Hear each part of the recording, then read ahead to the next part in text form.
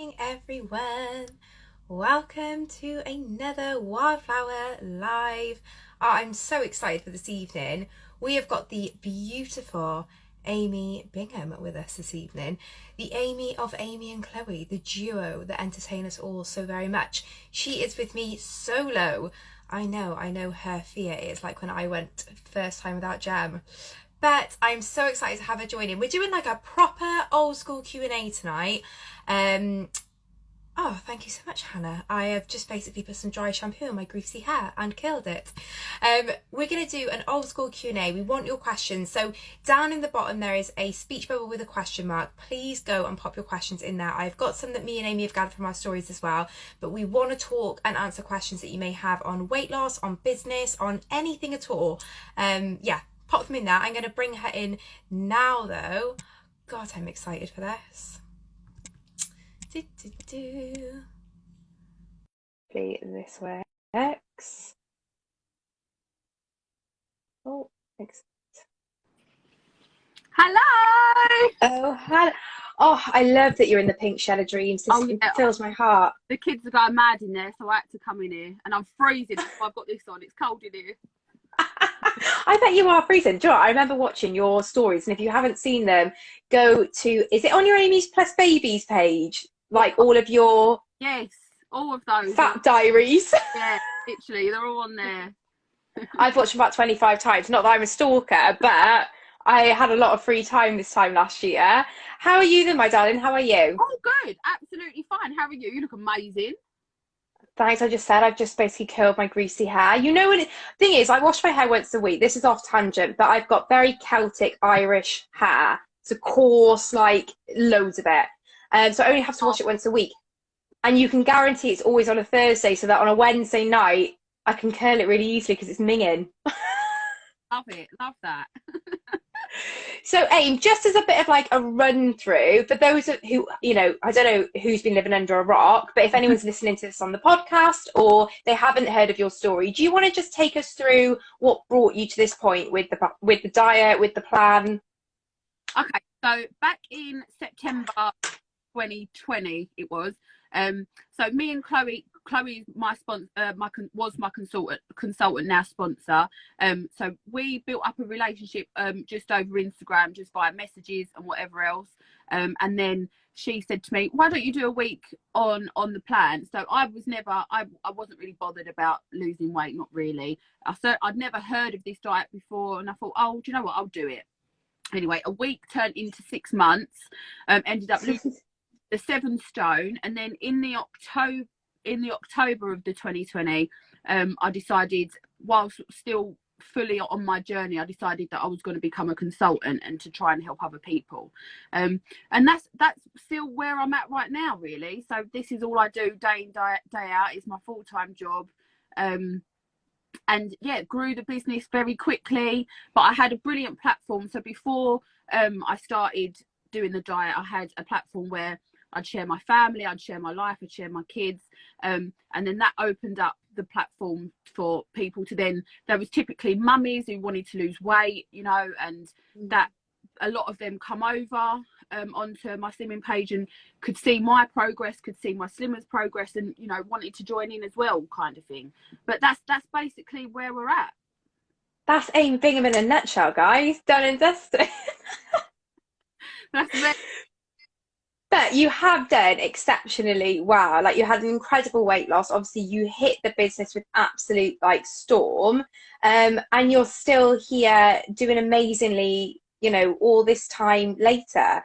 And I think that's why people, they really connect with you, because you are just a mum. You got 4 kids. I don't know how you do it. I say to you constantly, I don't know how you do it with 4 kids. Jamie had 1 and we had the snip. No, it is difficult, especially with the kids. But now they're all growing up a little bit. My youngest is 1, and then they go from 4, 7, and then 14. So I've got a gap there. The older one is obviously quite independent. He doesn't need me there full time.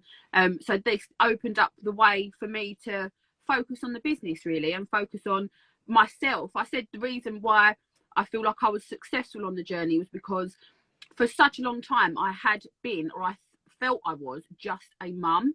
And then there was me. I could actually be me. And that's what this diet gave me, really. It gave me back myself. It gave me back confidence. It gave me back the ability to do stuff that I would never have thought I was able to do. Because you were really honest, a bit like Jamie actually, in that you never really wanted to do this plan. Like No. he forever says to me when he hears people who are like, I'm really struggling, I don't want to do a plan. He's like, I didn't even want to do the plan and I had to do it. Like you want to do the plan. Yeah. So, oh, there you are. That's So it. Go on. how did you motivate yourself in the beginning if you didn't have that huge desire, like to do it? Okay, so in the beginning, like I always knew that I should lose weight. I always knew like I was overweight. I should probably do something about it. But like you said, there was no motivation for me to do it.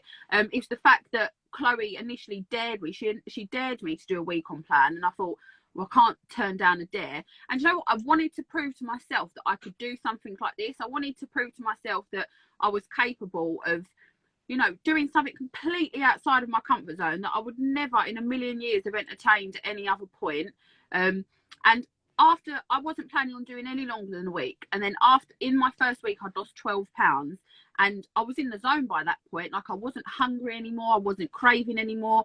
I was actually by that point finding it relatively easy, dare I say. And I thought, you know what, I'm just going to carry on, see how far I go, see how far it takes me until I can't do it anymore. I don't want to do it. But that time never really came. It just kind of snowballed into where you are today. But I think there is something nice in that. And I know that I'd mentioned to Jade this week, and it kind of plays into the way that you entered plan, in that there isn't that finish line.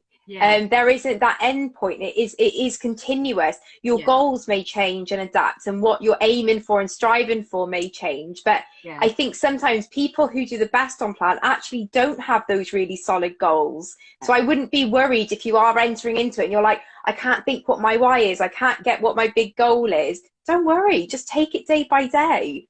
And then before you know it, I didn't have you're a year in. Yeah, I didn't have a why. People would always say, oh, why did you start? And I was like, oh, I don't know. I'm not sure. And then when people say to me now, they come and they're like me. They're like, I know I should lose a bit of weight. I know that I'm, you know, things that I keep putting on and keep gaining. I don't know what to do, but I don't necessarily have a reason as such. And I say that because I never started with a reason either. So, and you can still be successful without having a crutch like to hold you, like to keep you thinking, oh my god, I need to do this because of this. Like you don't. Yeah, it doesn't have to be a big fundamental reason. Like, don't get me wrong, like I think my reason why reads a lot more like Coronation Street drama in a newspaper than it actually was. Like, yes, it's awful that I lost my mum and Jamie got COVID, but in that it wasn't this big thing. It was just like I had my head in bed one day, I was like, yeah, I'm gonna die if I keep shoving Ben and Jerry's down my neck at this rate.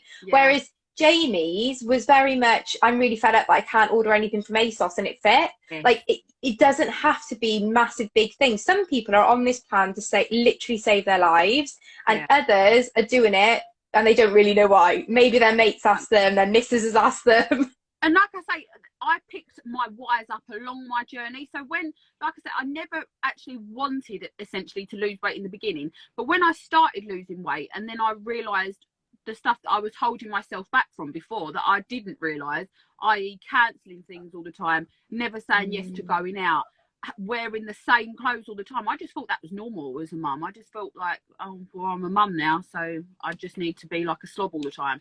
Like I honestly thought that was a normal way to feel and way to be. And it's only when I started feeling better as my journey went along, I was like, wow, I've literally held myself back for such a long time.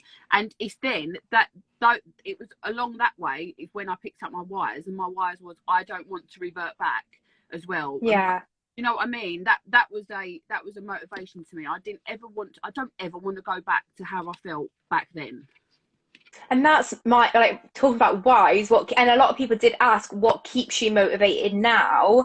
For me, it's like I cannot let myself go back to where I was before. It isn't an option. Like it just cannot happen. Like, and that is the biggest why. Do you think that that's kind of pushed you on to where you are now? Because you've done, you know, and you've been very open with going, you know, back on plan and, you know, now and again. And, you know, maintenance isn't about a straight line. Like I said the other day, I put £3 on this week. It ain't about like that complete steady line. There are fluctuations. Yeah. But you've pretty much maintained where you got to. I've maintained. So in the beginning, I got down to a very low weight on. So I didn't essentially work up the steps in the beginning. So I was going up, but then straight back down. Like I was doing my 26 and 1A, stepping up, coming straight back down. And I got to a low weight for me. And I thought that was absolutely not sustainable for me if I wanted to live in. I got there by just having products, and that isn't the whole point of the plan. You have to then start introducing food. You have to then live your life again. It's not, you can't stay on products forever. I mean, of course, like you can have them for convenience, like we have them for convenience all the time now, and products that we do like is nice. Oh my god, so many of my slimmers today have called me out on having 2 fruit and nut bars yesterday on my stories. I'm like, don't call me out, they're good, they taste amazing. But it is, you can't live forever on products, and you know, you can get as skinny as you want, but you've got to ask yourself, what are you doing this for? To get as skinny as possible, or to get to a place where you feel and can live your best life and enjoy a glass of wine and a takeaway, and, you know, go and do things that you enjoy? That's exactly what happened to me. So essentially I got to my goal, I think it was February last year, and then very soon after, the world, we was obviously still in a version of lockdown, and very soon after that the world started opening up again, and then I was like, oh, I want to finally go out, I want to enjoy my weight loss. Wasn't mindful of what I was eating or drinking whatsoever on those occasions. And it's only in recent months that I've learned that, yeah, of course you can go out and enjoy your weight loss, but it is about balance. So you have to either exercise or rein it back in with good food, in like food that will fuel you, instead of just junk, restrict. And that's the mindset that I feel I was in for quite a long time. And I know you put up a story the other day where you put on a dress and it didn't look like how you thought it was, and immediately you thought, I need to lose my weight. So that that literally was my mindset for a long time. Whenever I step on the scales, I'll see £3, I'll be like, oh no, I need to lose it, and it would lead to restricting again, which would inevitably lead to me gaining more. It was just a vicious cycle of things. And I realised that I was happier at about 1.5 stone, 2 stone to what I actually got down to, because I was very slim to what I got down to, and and it's not only that it's too slim to maintain, but like you said, it's the mind game. Yeah. And I think for some, I don't know why that this has been particularly different on this journey, but I've been so acutely aware of how much weight plays with my mind. Yeah. And like you said the other day when I put that dress on, I could have not said anything. I could have just said that I felt fine in it, but it didn't. I put it on, and I literally, my first thought was, shit, I need to lose another stone, like another half a stone. Yeah. And you'll understand that whenever your body maybe isn't matching the beauty norms, I know that you've been really open with your lipedema. Obviously, I've spoke quite openly about my loose skin. My body doesn't look how I expect my body to look for the weight and size I am. And that plays with your head as well then. Definitely. And look, do you know what it is? It's because I've been this weight before, and I look at pictures of me and I think, well, I don't look like that now, and I'm the same weight. And your body, obviously your body's changed. Like I've had 4 kids. After each one of my kids, my body has changed like drastically.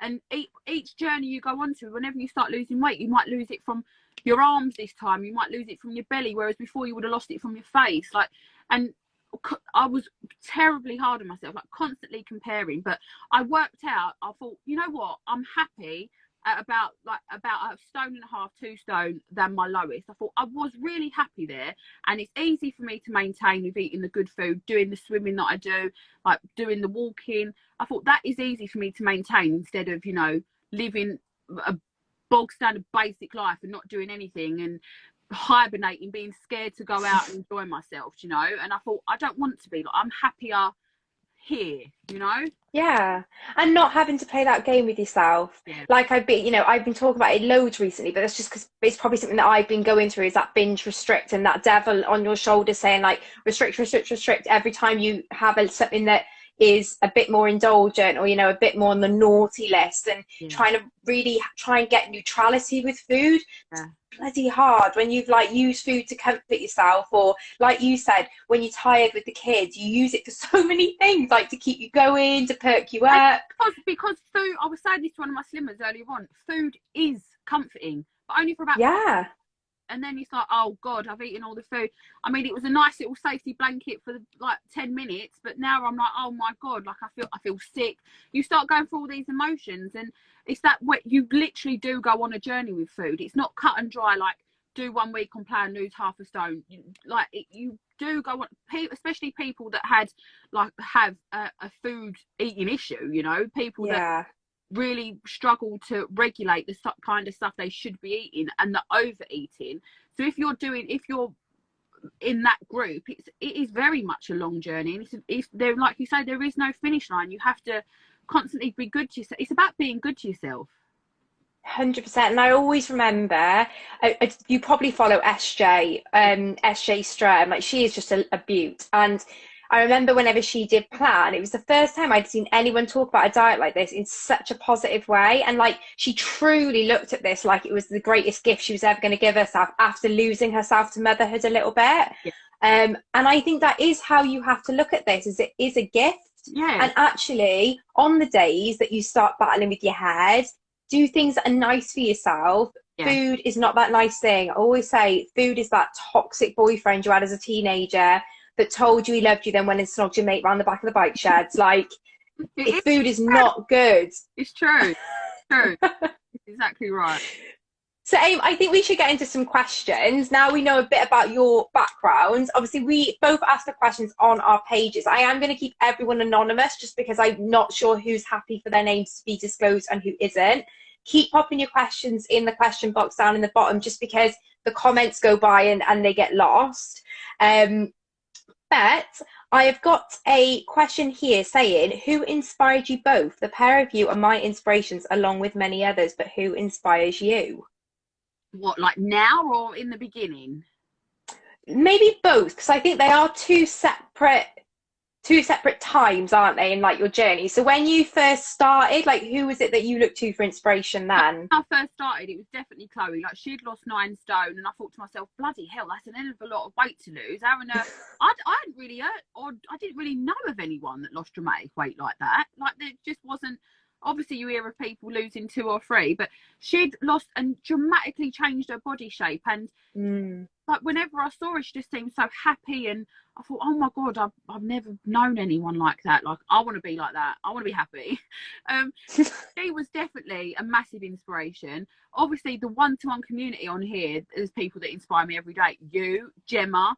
There's like my own slimmers, whenever my own slimmers send over their pictures, or they say they've completed another day on plan, I'm like, oh my God, like, I do actually draw proper inspiration from it. Same.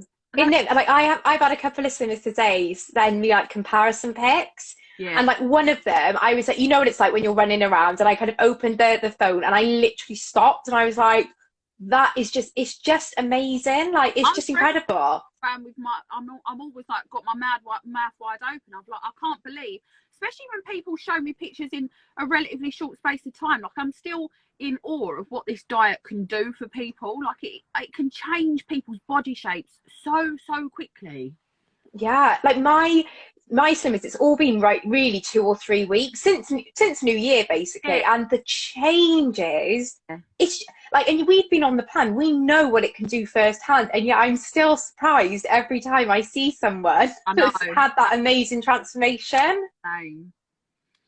Oh, I think definitely I agree with you. Like, obviously Gemma was a massive inspiration to me. This is why we picked these girls as our consultants, because I looked at her and it wasn't so much her weight loss, it was just that she'd maintained it for so long. Yeah. And I was like, how do you do this? Like, you've got 2 kids, you've got a really successful business, you're like very chilled out. She's one of the most chilled out people for everything she's got on her shoulders I've ever met in my life. Yeah. And I was like, I just need 10% of what you've got. And I found that really inspirational. And then again, like you, this community is incredible. Like, I would sit and I would watch. I remember like you and Chloe would do lives in the beginning that I would watch. Siobhan, I was like addicted to her lives. Siobhan, yeah. Amazing. Obviously, SJ had vlogged her journey on YouTube. So loads of people. And still now, there'll be new accounts that pop up all the time. And I'm like, who are you? Let me just come in on your journey and see what you're doing. Exactly. Do you know what? Another massive inspiration to me, she's on here, I know she's Mrs. C on here. So Oh, she is incredible. she's been on the journey a couple of times, and I've always said to her, I'm like, you really do inspire me, because even if she falls off, even if she gains something back, she just doesn't give up. She is absolutely not willing to give up, and I am so like, I'm in awe of that, because she'll just keep coming back and coming back until she gets Yeah. to me. There's no giving up, and I love It's that. that resilience in her that I really, and her honesty. She's so honest on here. And I admire anyone who's willing to be vulnerable to kind of help another person who is feeling that way, Yeah. feel that they're not alone. There will be so many people that can't stick to plan. They may have gained a little bit back. They're finding things tricky. They don't like the products they used to like, and they think, oh, but everyone else, they might come on here and see how everyone else has this perfect journey, but in reality we don't.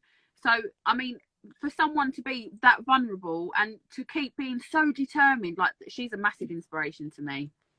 Yeah, make sure if you're watching this or you're listening on the podcast, you need to go and follow. I will put her in the bio because she deserves all the love. She's amazing.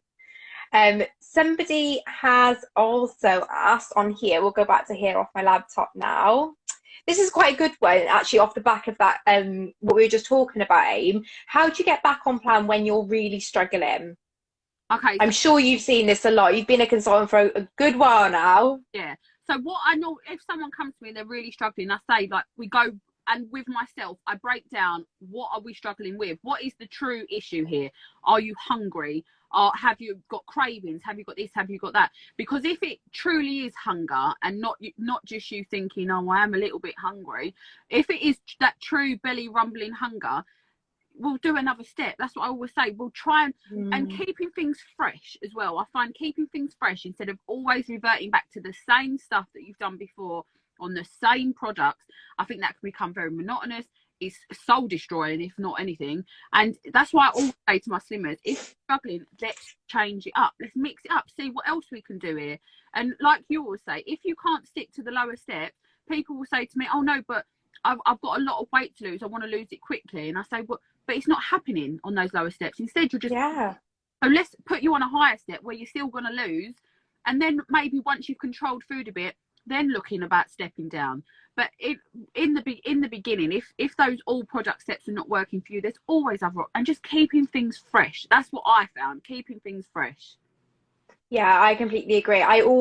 There's always alarm bells for me when I speak to slimmers. If they come to me and they've maybe done the plan before, or they're like slimmers I've had for a while, and the same pattern's just repeating itself, and I'm like, right, if it, they say, don't they, if you do the same thing, you'll get the same results. So, we need to step off and change something. And like you said, whether that's change your products, change what you do with your product. I had a girl who's just started putting Mix-a-Mousse in her shakes, and it's like this whole new world's opened up to her. But it's like something so simple can really help. That have decided that they want to start using water flavourings, and it's that's keeping them on plan this time. Whereas before it was just, and they didn't realise that something so simple could effectively make them stick to it, Yeah, that's it. It's so important. And also having the products that you genuinely like. I get like so frustrated when people are like, yeah, but I'm having this for dinner. I'm like, do you like that? Do you like the mac and cheese? And they're like, not really. I'm like, why are you having it then? Like, I did 7.5 months basically living off vanilla shakes and peanut crispy bars and apple and kiwi smoothie. Yogurt drinks. Yeah, and people will always come to me and say, oh, but I'll need to have a porridge for breakfast. I need to have a lunch and then a savoury meal for dinner. And I say all the time, but why? Like you say, you don't like that, really, do you? I lost all my weight on basically chocolate chewies and cherry and strawberry. I wasn't ever a fan of the savoury meals. I've been very honest about that. I don't mind a couple of the soups, but were they gonna, I mean, I'd eat it. It wouldn't be disgusting, but would that make me satisfied? No. Whereas a chocolate chewy would. So that's what works. Yeah, and would you look forward to, I genuinely look forward to that vanilla latte in the morning still, and it's clearly obvious I look forward to a fruit and nut bar at the minute, but before that, I would very much, I like all of the bars pretty much, and I'm happy to have one of those. So, do have the products that you like. Don't get drawn into things you see on Facebook about what products you should and shouldn't have. Yeah. Speak to your consultant, and they can best advise you if there are any tweaks you need to make. Yeah. I think sometimes we can overthink it. It's like they're made in a lab. Like they're all the same. people that may have done the plan a few years ago still have that mentality around bars, for example, that they can't have bars until week 3, or they can't have more than 1 bar a day, when like obviously, like further down your journey, if you're not losing weight, you can look into stuff like that, but in the beginning, have what you're going to stick to. It's better than the alternative, which is you going and ordering McDonald's, you know. 100%, 100%. We've got another question here saying, why does it normally get harder around week 2 or 3? Is that normal? I'm on step 1B. Yeah, it is normal for a couple of reasons. One, it's not new and exciting anymore. But all the hype has died down. You've told people that you're on a diet. Your friends that are supportive are going to be hyping you up in week 1. Go on, you can do it. Week 2, everyone's bored. No one's interested anymore. Yeah, you're on a diet, great. And you start to think, oh God, is this worth it anymore? Oh, I could really do with a bit of food. And honestly, your mind is your worst enemy, especially on this diet. 100%. No one else can talk you out of this diet quicker than your own mind can. And I did a video about as well the change curve that happens whenever we make a big change in our life, and that kind of gives a bit more explanation around the psychology around why kind of week 2 or 3 of any change is difficult. Whether that's stopping smoking, having a healthier lifestyle, exercise, whatever. But typically around week 2 or 3 is where your mind is really going to start challenging you to go back to your old habits, because that's your safe place. That's what it knows. And, you know, very few humans actually really enjoy change. Yeah. We like what we know. And so, of course, there's going to be that battle and that challenge there. And a lot of you watching are going to be on weeks 2 and week 3 at the minute. So, you know, go and check that video out. But if you are really struggling, reach out to your consultants, because that's what they're there for.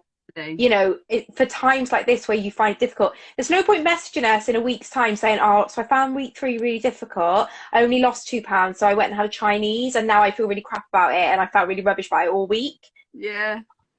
It's like Grace and Sam was saying, trying to hype you up after you've already messed up is a lot harder than like helping you through it. And people will say to me, oh no, I didn't want to message because it's embarrassing. I said, well, this is more embarrassing. Like, you've gained a bit of weight back.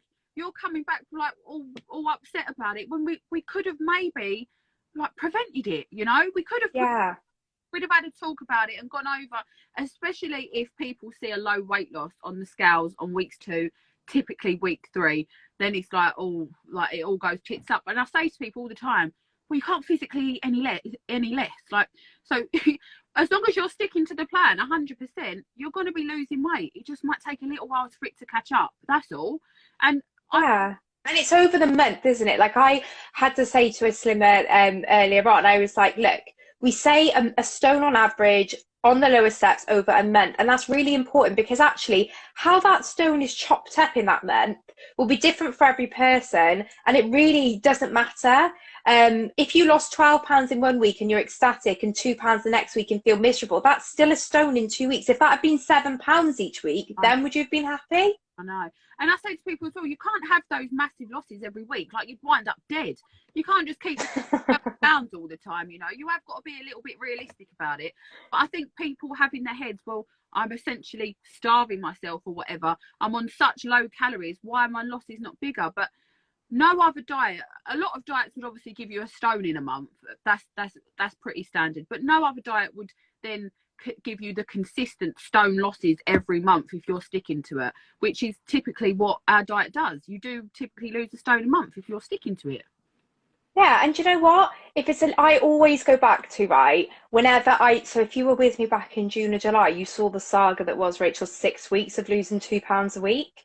And that was hard going. And do you know what? Jem earned her consultant to Slimmer of the Year that 6 weeks, because she put some graft in, let me tell you, because it was hard, like every week putting in 100% on step 1 and seeing 2 pounds. But then 6 weeks later, then I suddenly lost 5 pounds 1 week, then I lost 4 pounds. I did nothing differently, and all of a sudden those losses started catching up. And Jeremy explained it really well in a Q&A session we did about just how your body will lose weight, and then you'll have a bit of a stabilization period, and then it will pick back up again.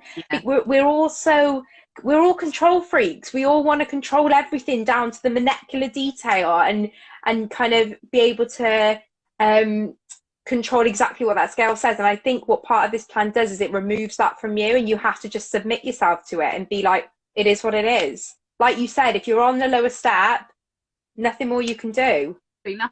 And also I think where you're like, when you're on this journey as well, you get so caught up in it, and you get so caught up thinking that the numbers on the scales are the be all and end all. Like I say this all the time. I remember very, very clearly on my journey, I'd been 100% on plan all week. I felt amazing. I got up ready for weigh day. I felt really, really good, and I thought the scales are going to show me a really good loss. And I got on the scales, and I think I lost about £1, and I was like, but I felt, and it ruined my day. And then Colin, in an instant. Yeah, Colin was like, but you felt really good before you got on the scales. And it's that you have to remember, like, how you feel. It's not all about those bloody numbers all the time. Obviously keeping track of your weight is good overall, and it's a good like measure of where you're at, but it's so important to think about how you're feeling, instead of letting that just completely destroy your mood when you could feel the best you have in ages. That's it. And I always say to my swimmers to keep like mood diaries in the beginning, or later in their journey, because I did it, and it does a couple of things. One, you can really see when the scale impacts your mood, and you can just become enlightened to that a little bit. And the other thing it did for me is it let me see that whenever I was like tired, or Poppy had been really like really difficult, you know, babies are difficult at times, how my mood was impacted. And then what you can do alongside the mood diary is like a hunger diary, and you just track how hungry you are, and you can quickly see how it like all those things kind of add up.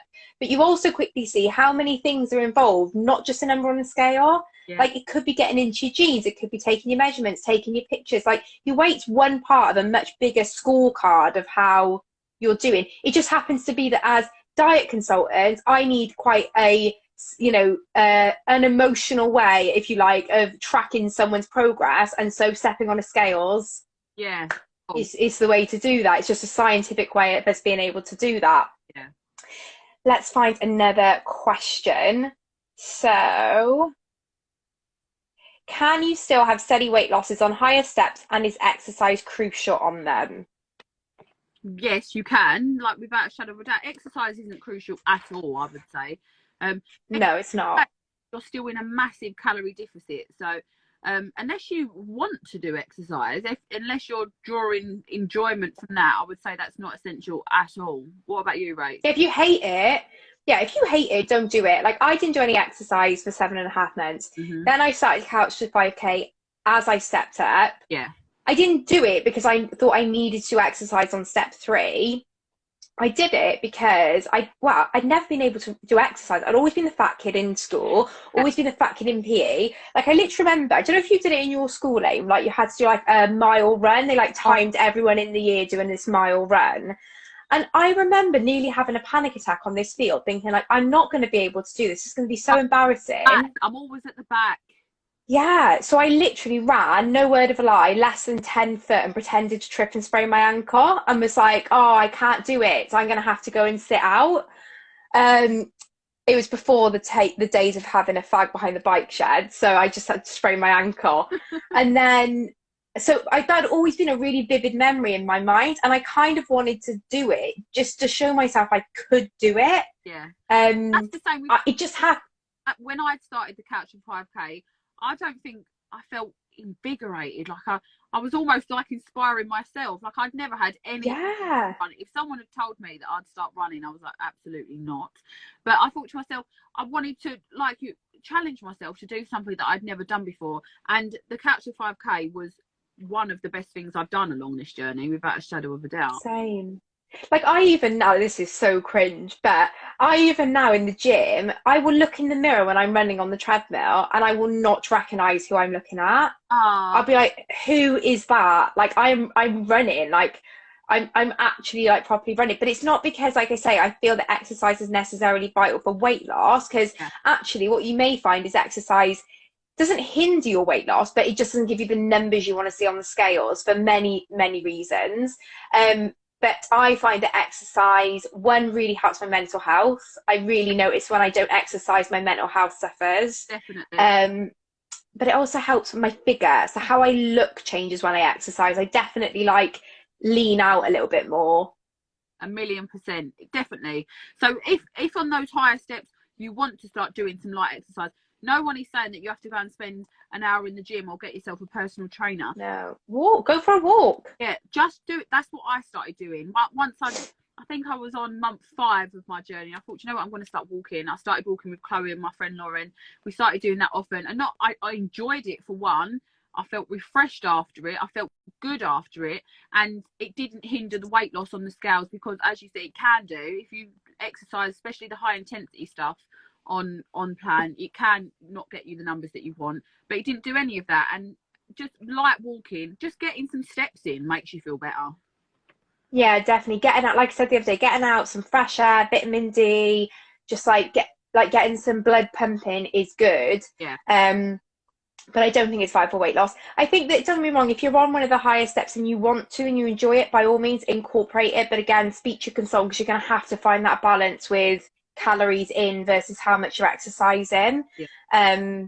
But yeah, it's each to their own. I've got slimmers doing step 3 and step 4 who don't do any exercise, having just as good losses as those who are doing maybe like a aqua aerobics or something like that in the week. You know, it's not crucial at all. And someone's just asked, can you do walking on 1A? Yes, but I always say to my slimmers, just walk for enjoyment. Don't walk to hit a number. Yeah. So don't be going like, I need to do 10,000 steps. Go out and listen to your body and just walk because it feels good, and stop when it stops feeling good. Yeah. Especially on 1A, because you can very quickly cross that line into feeling knackered, feeling like you want to eat some stuff. And that's not... Yeah, you've got to be really careful with that. And you may not feel it straight away. Like, you could go for a walk in the morning, but it will trigger your hunger in the evening because you've used up so much energy. So Yeah. you just, use it as an excuse to just chill, guys. Like, don't worry about doing exercise in the beginning. I didn't. I just chilled. Aim, there's a question here that I'm going to put to you, because I watched a live with you and Chloe once, right? And you talked about this subject and it's stuck with me forever. So once you follow plan all day, what happens when you get really hungry in the evening? You can't give. When I got hungry of an evening, what I would always reach for was the golden veg. And you know what? The day is done. You're not going to start giving evening. It's such a waste. Like, when people tell me that they've given in at 7, 8, 9 o'clock, I think, oh my God, like, if you just get past those couple of hours, like, speak to your consultant, speak to your friends, go and have a bath. Because if you get past those couple of hours, come the morning, you're going to be so happy you didn't give in. You'll be so, and like I always say, you will never ever regret sticking to plan, but you absolutely will regret throwing it away just for a portion of chips or whatever. So the day is done. Like, in the evening, that's a no-go zone. If, like, it is absolutely diabolical and you feel like you might throw yourself in front of a bus, I always say, right, have another go and have some things or whatever. Try and do stuff like that instead of reaching for all the terrible, terrible stuff. Like the witching hour. It's the witching hour. You don't need it. Go to bed. Yeah, honestly, the amount of times I've said to myself, the day is done. The day is done. It is. But it's true. Like, I would normally have a cup of tea. I'd always save a bar. But I would say to my clients, if it's literally you are going to order a Domino's, just have another product. Yeah. And you know what? If you tell me you don't want that other product, then you're not hungry, and just go to bed because you're just feeling like emotional, having an emotional moment, which is fine. We all get it, but sleep it off. People always message me saying, oh, I'm absolutely starving. I'm like, but are you? Are you actually? Or are you just thinking that you are? 9 times out of 10, of course they're not hungry. Once you get past that initial week, the hunger goes, really. You're not genuinely belly rumbling hungry. So you don't need to just go to bed. That's it. Go and brush your teeth. Because like I said earlier on, food tastes disgusting after you brush your teeth. Yeah. Oh, yeah, definitely. That is a very good tip, actually. What have we got here? Aim, did you ever cheat, or did you stay 100% on plan? So I had planned meals off. So one was for Colin's birthday, and that was on week 5 of plan. I think in the whole 6 months, I had 5 occasions off, and they weren't days off. They was meals off. I didn't drink alcohol the entire time either. And when I had those meals off, it was always a better choice. I wouldn't then go home and think, oh, I've had some food now, so I'm just going to quickly eat everything in sight. That wasn't what I did. I made sure that anything I did have was planned, and throughout that whole time there wasn't one occasion that I just randomly went and ate. It was always planned. But I did have those meals off for special occasions that I had, and it never lasted more than a meal, and I always got straight back on after. Yeah, I don't like answering this question because I always feel like I'm coming across a goody two shoes, and that's really not the case. I didn't come off plan, but I didn't come off plan because I didn't want to, or because I feel like you can't come off plan. I didn't come off plan because I know myself well enough to know I wouldn't have got back on it. Yeah. And I think you have to be really honest with yourself if you want to come off plan for something. Yeah. I've had so many slimmers, it's literally broken my heart, the amount of people that have come the last couple of weeks saying how much they regret their choices over Christmas. Because it's like, what, you're holding on to that still. Yeah. Like, you know, you had that, maybe that box of celebrations or something, and you're still beating yourself up about it. Like, that is just not worth it. And I am like that. Well, not so much now, but certainly back then, if I'd come off for a meal, I wouldn't have been able to mentally get myself back in the game for a long time, and I would have beat myself up, and it would have been not worth it. If I managed to get back on, because, you know, I knew, again, I was the queen of I'll start on Monday. So this is the same, you know, Chloe was always amazed. She was like, how are you able to just get back on, have these meals? Because Chloe's very open and honest, she has to be solid. Like, during lockdown, she did the whole of lockdown, lost all the weight that she put back on and whatever else. And she's been very honest in the fact that she can't have meals off. She can't touch alcohol, otherwise it just doesn't work. It's always like, I don't understand how you can get straight back on. And obviously not everyone can. I know another person who can do it is Natalie. Natalie's very good. Oh my God, she is the queen of it. Yeah. Like, she is, but she, like you, she would be like, she had such, in her mind, it was literally like, when this moment happens, it's over and I'm back on plan. Yeah. And she just did it. Like, there wasn't any issue. She just did it. That was exactly the same as me. I can't say I've carried on that trail of thought, but when I was on my journey and losing the weight, I would not let anything come in between it. I'd have those meals, and there'd always be a better choice than what I would normally have. There'd always be essentially calorie controlled. I'd be watching. I still have a brilliant time though. I can't even say that in my journey, I never once felt, not really, like I was that restricted, because I was in the zone. I was enjoying it. I knew what I had to do to get it done. Like I say, every morning, sacrifices have got to be made. Yeah, and I think that is it. And you've got to figure out what it's worth. I always say, if what you're doing, you're happy to step on the scales and see again, and you can honestly in your heart of hearts say that that's not going to upset you, you're going to be happy with the event that you had, then crack on, and I will support you, and I'll be there to help you get back on plan. But if you're honest with yourself and you know that's going to derail you, or you're going to beat yourself up, you're going to start being nasty to yourself, and you're going to start looking at this plan from a negative perspective, not because the plan's done anything wrong, but because your choices have made you feel that way towards the plan, don't do it. Stick to it. And if you're debating it, go and watch Sam and Grace's live from the other night, because they said that. They've wrapped up what me and Amy have been trying to say here absolutely beautifully. Yeah. That's a really good, and that, going back to someone who inspires me massively, it is Grace. Oh my God, if you don't follow Grace, obviously I don't know where you've been, but she is the most inspiring human on this planet, I'll tell you that now. She really is. I think we need like a Slimmer Awards Hall of Fame, and like we'll bring us all back, and all of us Women of the Year will just go on the stage for a laugh and be like, just give it to her. She's absolutely smashed it. I know, she has. The best. And so she's nice, always so willing to help. That's what I love in this community. Whether we're on like different teams, like me and you are, everyone is always so willing to help. And there isn't another community like it, I don't feel. There really isn't. And that's why when people say to me about blogging their journey or going on Instagram, I'm like, look, I know you think I'm biased because I did it, but I'm only biased in a way because I know how wonderful this community is. And I don't think, Aim, I would have got to where I am if it hadn't been for Instagram. No way, same. The fact I just randomly, obviously I always did stories on my other page anyway, so I didn't actively make a choice to blog my journey as such. I just did it. And then before I knew it, the amount of support that I was getting, and that made me want to stay on track. I felt like, oh, do you know what? So they're watching me, they're relying on me to like be good, and I was like, I'm gonna be good. I'm gonna prove to everyone that I can do it. Prove to people like me that it can be done, because I never Yeah. thought like someone like me would be able to do it, and I did, and I wanted to show other people like me that they can do it too. 100%. And you don't have to be amazing at Instagram. Like, you can be a complete novice and just pick your phone up and just chat to it and just use it as a safe place. You don't have to even have loads of people in. It can be completely private. I mean, Amy, your page is private, so it's not even like you have to have a public page in order to do it. But yeah, I think blogging your journey, if for no other reason, so that you can look back, is incredible. Agreed. Like having some of those posts and the pictures and the footage and things like that to look back on is just it's priceless. Yeah, I'm so grateful that I did that for myself. same, because weeks of my journey would go by and I wouldn't necessarily think I looked any different, and then I could videos from say a month ago and then look back now and I think, oh, I do look really different, like my face looks thinner. Like, it's all stuff like that you would never normally take into consideration, and you think that it doesn't happen.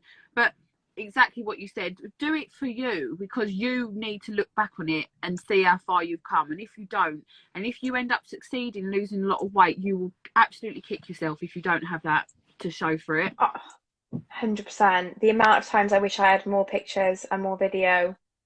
Who knew reels were going to be such a big thing? If I'd known that back then, oh my God, I'd been jumping up and down in my size 24 leggings. Let me tell you. I know. Oh, right. Where was the other question? I had a question then that I was going to put on here. Oh, where's it gone? Okay, so I've got one here. Somebody needs a bit of support to aim. Spiraling. How do you get back on plan after a mad few weeks? Struggling to find my mojo on it again. And do you know what? I'm finding this with a lot of slimmers who are on plan pre-Christmas. So not like people who've come on now in January, but those that maybe were making plans to get through Christmas.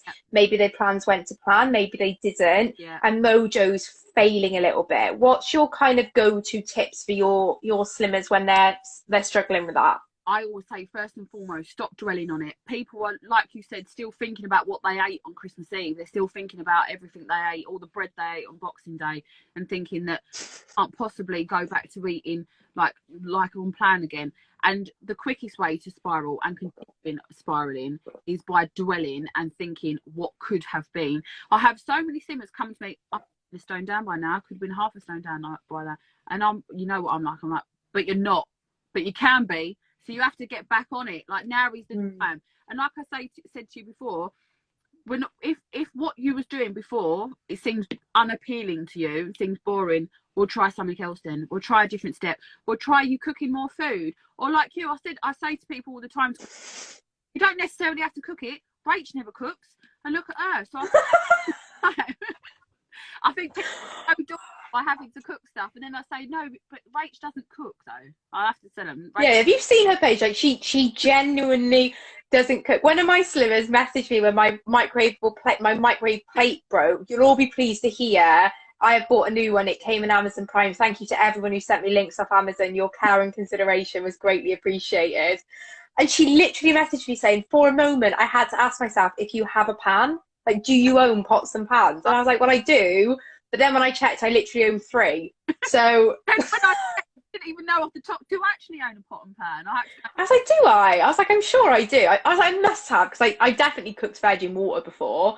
But you don't have to. And I think the reason why I like showing that is because I definitely felt a lot of shame from other plans that I'd done in the past, because you're indoctrinated to think that you have to make everything from scratch. You have to be a good cook. You have to have 50,000 spices in your spice cupboard. Everything's got to be this big meal prep weekly shop. And for some people, they absolutely love that, and that is their jam, and that's brilliant. For me, it really intimidates me and it overwhelms me, and it's a big reason I think I haven't succeeded before. And when Jen said to me, just count your calories, Rach. Like, it doesn't matter where they come from, just count your calories. Use microwavable veg if you want. And she didn't give me permission to do that, but no one had ever said that I could do that before, and that was okay. And it was like a dirty little secret that I was keeping before, and actually it gave me the freedom to just make good choices that didn't involve me having to cook, because like we all know, I hate it. this is what I say to people now that are on step 3, step 4. I say, do you know what? If you can, then stick to that ingredients list, especially if they've got quite a lot of weight that they still want to lose. I say, best results, try and stick to those ingredients. Yeah, because it's important to say, when I was going up the steps, I was like at goal pretty much. I only had I lost another 2 stone, but I only had 1 stone officially that I wanted to lose to get to goal. So yeah, I think it's different if you're there versus you've still got a bit of weight to lose. I've got the other end of the scale with the simmers that are not interested. They don't want to cook. They don't want to do that. And I say, well, essentially, we'll try and be sensible within those calories. So I'm not talking that you have 600 calories of crisp and chocolate. Like, you need to still be sensible with it, you know, and don't use your 600 calories on your gin and your vodka. And I say, as long as do you know what I mean? Oh, Rach, I said on my stories the other day, someone asked me if they could have a glass of wine for their 200 calorie meal. I'm like, oh my God. No. So like you say, as long as you're counting your calories sensibly, choosing the correct kind of stuff, whether that's stuff you put in the microwave or not, as long as it's not crisp chocolate and alcohol, you won't go far wrong. Exactly. And I like, my top tips for like calorie counting in a lazy way is that pretty much every meal I have, you'll see I have a salad bowl with it, or a packet of microwavable veg. And that's a really easy way for me to be like, right, I'm getting my nutrients in. I'm going to fill myself up, because I like volume in my main meal, but I know it's going to be low calorie. And then, like you said, it's just, we all, like I always say, like everyone watching this live now or listening to this podcast could probably write a book on nutrition. Absolutely. Like, we have all been round the back on diets. We know what food we should have and what we shouldn't have. Yeah.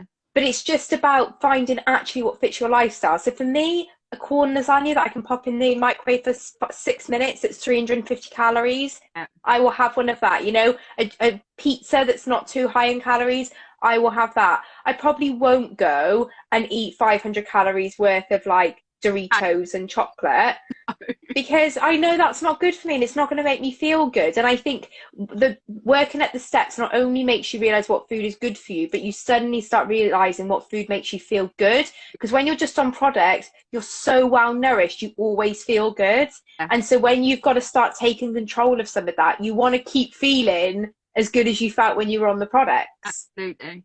And you're not going to start feeling good if you start introducing back loads of carbs and junk and all. No. Don't feel good on that stuff in general. And people always say about carbs, and it's like, carbs are not bad. The carbs are not bad for you. I'm a vegetarian. Well, it's very complicated, my relationship with meat, but I typically eat a majority vegetarian diet. Yeah. When I look at my macros, 60% of my diet is typically carbohydrates. It is not that carbohydrates are bad. Yeah. It's just that they are typically very calorie dense. So you don't get a lot for your calorie value, which means that you probably are left feeling not as satisfied as you would have felt if you picked the lower carb, lower calorie options, because you can eat more of them. So they keep you fuller. Like, when I realised what a portion of pasta was, I could have cried my eyes out. I was like, that is wrong. I know. Like, me and Jamie, easily 2/3 of a packet of pasta was one meal. Not even. Oh, all the time. I never even. The fact that I used to just aimlessly eat food, whereas now I actually do watch what I'm eating. Like, when I'm actually cooking stuff, I think, oh, I don't need to fill my plate like that anymore. And there would be so many occasions where I was full up, but because my plate still had food on it, I had to eat it, of course. But that's all a totally different mindset now, and I stop when I'm full. Who knew? Yeah. Who knew that could happen? Oh. The other thing I realise is that I don't need the same portion size as a 5'11" Welshman. So apparently, when you're 5'2", a female, you don't need to eat the same volume as a 5'11" male. And that was shocking for me to realise, let me tell you, and did also piss me off a little bit. Got a question here. I'm saying, what do you say with all the negativity of quick weight loss? How did you let it not get to you and think you'd be better off with another plan? Okay, so for me, I've said this a lot. Anyone that was negative were probably people that I'd go out for lunch with, I'd go out for dinner with, I'd go meet them for breakfast after the school run. Anyone that was essentially gaining from me being bigger and eating were the ones that were negative towards it. Or anyone that had maybe done this plan or done a plan similar, but for whatever reason weren't successful on it, they would be negative about it. And I just used to turn and I always said, like, where were these people when I was overeating colossal amounts, getting bigger and bigger? Like I've said before, the doctor said that I was very close to being diabetic. I had high cholesterol, high blood pressure. Everything was going wrong, and I was 30 years old. And I thought to myself, something had to change. And if this is it, if this is going to be better for me, then I don't care if anyone's negative about it. I don't care whatsoever. So I started turning the negative, I know it's a cliche, but started turning negativity into positivity. And I thought, I am going to prove you wrong. I'm going to prove that I can do it. And I'm going to prove that this is sustainable. You can still live a life, even though that you may have to make some small sacrifices for a little while. It's not going to be forever. And I'm going to feel better at the end of it. I mean, this is essentially, it's your journey. If you want to feel better, who cares what anyone else has to say about it? Yeah, exactly. Like 100%. I think I got to a place which the only thing I'm really grateful to postnatal depression for is that it made me get to a place in life where I kind of didn't care anymore what people thought. I was like, I've just had to go through the worst time of my life. Like, what your opinion on what I'm going to eat today, couldn't really care less. And SJ had always said it as well about how people aren't interested in what you're having for breakfast or lunch when you're not on a diet. No. It's only when you say you're on a diet that people suddenly care. So I just didn't say anything for a while. You know, I did blog on here, but I made a completely different Instagram. I didn't tell anyone what I was doing. Obviously, like, it grew over time, but in the beginning, there wasn't a lot of people following my journey. Yeah. And I just kept it to myself. And then when people did have opinions on it, I'd just be like, okay. Like, so like were they saying that people, you shouldn't talk about religion, politics, money, and I add diet to that. Just don't talk about it to people, whether one way or the other. It doesn't need to be discussed unless you're both going into that conversation. No one else, like you said, would ever talk about what someone's eating for breakfast and dinner, unless you're on a diet. No one would care. No one would be messaging what you having for dinner. And oh, is that what you're having? Like, it doesn't happen. Yeah, this is it. Like, but I think it's funny because that small talk. I remember I worked with a guy who was literally known for asking everybody when they went into work, "Oh, what did you have for tea last night?" Like, literally, he was just known for it. And I think it is funny how we do ask those things, but then people would be like, "Oh, I don't know what I'm going to say to him." Just be like, "I spag bowl." Like, how do they know if it comes from a packet or you've spent 5 hours making it? Like. Yeah. You a lot of it, I think, is in our own minds. We make such a thing of it and we become defensive of it before people even ask. We almost attract those comments because we're so angsty about it. It's like, you need to be proud of this plan, be proud that you're on and that you're doing something amazing for yourself. Oh, that's it. Be proud. Oh, Siobhan's just popped on saying, "I missed so much, need to catch up." It'll be on the podcast tomorrow. Oh, let's see if there's any more questions here because we are coming up on an hour. So we'll see if there's maybe one more to answer. Oh, and one of my slimmers, Danny, just also add to that list where the baby number 2, 3, etc. is coming. None of your business. Oh, 100%. Okay. So, to finish us off, to round us off, obviously you have been both very successful in business, but also in your weight loss journey. So, firstly, what would be your one biggest bit of advice to people embarking on their weight loss journey? And what would be your one biggest bit of advice for people entering into their business that have just become a new consultant? Weight loss side of things, do not care what other people think. Focus on you. You are doing this to make your life better overall. So you're going to be getting untold opinions. You're going to be thinking to yourself, "Oh, should I really be doing this?" People will try and put you off all the time. But if this is working for you, then stick with it and just know that this, at the end of it, your life will be like miraculous. It changes you. It changed me untold. So that's what you need to think. Forget about other people's opinions. Focus on you and your journey. Business wise, be consistent. Show up every day, no matter how bad you are feeling, whether things are going bad at home, whatever else. Show up. Shout about it from the rooftops. Talk about the diet to everyone and anyone. Don't be embarrassed about it. Don't be embarrassed. But a lot of people will just think you're the diet lady next door. A lot of people think that. But if you want to make a real go of this business, don't be embarrassed about it. Shout it from the rooftops and tell everyone how amazing it is. I couldn't agree more. I literally couldn't agree more. Aim, thank you so much for your time Well, and your amazing energy and your honesty. As always, I absolutely adore you and speaking to you. And I think, like I said, a lot of people will gain a lot from your advice because, like I say, a lot of people are in similar positions to where we both were, mm, this time last year, a little bit earlier. And it just goes to show what you can do with a little bit of stubbornness. I think that's a key trait. definitely, 100%. Oh, guys, thank you all for watching and listening. As I say all the time, if you've got any questions, leave it in the comments on the Instagram post. Me and Aim will go in and answer any questions that you may have. And as always, thank you for all your love and support. And we will see you all very soon. Bye. Bye.